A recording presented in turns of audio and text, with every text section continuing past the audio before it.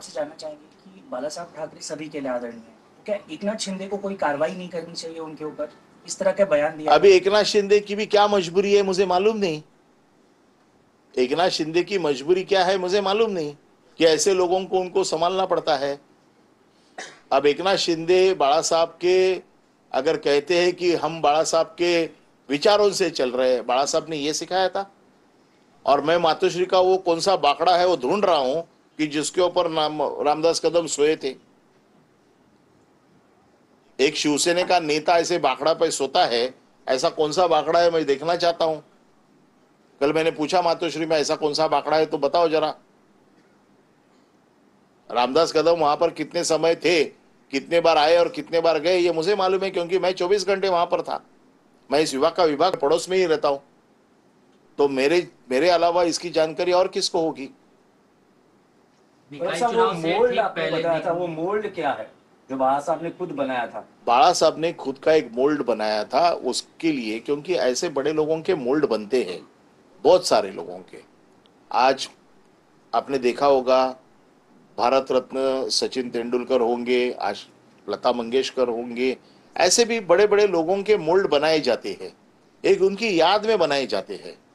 और वो लोगों के लिए कहीं ना कहीं म्यूजियम में रखे जाते हैं। मेरे हिसाब से ऐसे बहुत सारे वर्ल्ड में जो बड़ी बड़ी हस्तियां हैं, उनके ऐसे ये जो पंजा होता है उसका एक मोल्ड बनता है। और वो बाला साहब जब थे तो बाला साहब ने उसी वक्त बनाए थे, ये सबकी मांग के ऊपर। और ये मोल्ड जो है वो स्टेडियम में रखे थे, अंधेरी का जो स्टेडियम था, जहां पर आपको मालूम है क्रिकेट के जितने भी वीर थे, सचिन तेंदुलकर हो, सहवाग हो, या इंडिया टीम के सब प्लेयरों के लिए एक सहारा ने एक स्टेडियम बनाया था। उस स्टेडियम में ये मोल्ड रखे थे। उसके बाद में ये मोल्ड उद्धव जी जब मुख्यमंत्री बने तब उद्धव जी के केबिन में थे। अब मुझे मालूम नहीं उनको मोल्ड में और निशान में उनको क्या फर्क समझ में आता है। निकाय चुनाव से ठीक पहले 2012 से 2025 का 14 साल का लंबा समय बीत गया। एक मुद्दा ये जो है लाया गया है, पॉलिटिकली मोटिवेटेड है, जो इंटेंशन क्या लग रही है?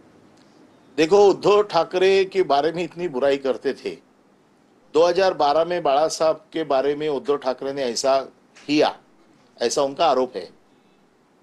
2014 में उद्धव ठाकरे ने मंत्री पद दिया इनको।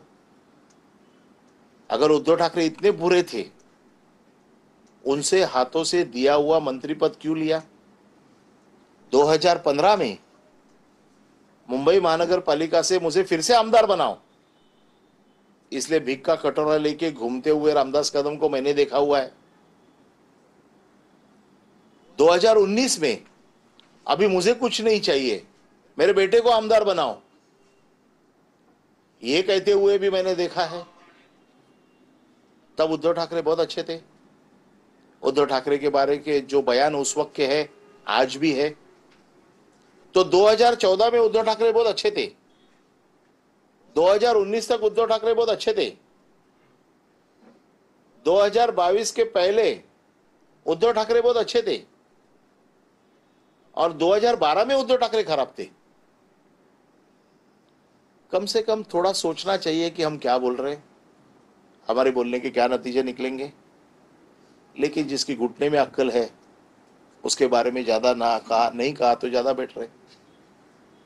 सर, क्या पार्टी को कार्रवाई करनी चाहिए उनकी? क्या पार्टी से निकाला जाना चाहिए इस उनकी बयान पर? पार्टी से मैं कोई कार्रवाई की अपेक्षा करता नहीं हूं, क्योंकि सभी ऐसी तरह के लोग वहां पर जमा हुए हैं। वो गैंग ऑफ वसेपुर हो गई है।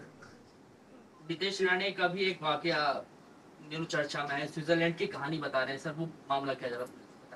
नहीं, मुझे मामला मालूम नहीं। नितेश राणे को अगर मालूम है दिया है कि तो नितेश राणे को जो चीज मालूम है उसने आके कहना चाहिए। उसने बाला साहब के ऊपर एक पिटीशन फाइल करना चाहिए, कोर्ट में जाना चाहिए और मांग करनी चाहिए कि ऐसे ऐसे मेरी जानकारी है, स्विट्जरलैंड से लोग आने वाले थे, मुझे वो सब लोग मालूम है, और ऐसा ऐसा बाला साहब का अकाउंट है, उसमें इतने पैसे हैं।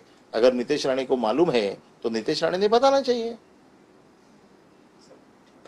थँक्यू. तर रामदास कदम यांचे सगळे आरोप हे अनिल परब यांनी फेटाळल्याचं आपण पाहतोय. पालिका निवडणुका येतात, अशाच वेळेस हे विषय का काढले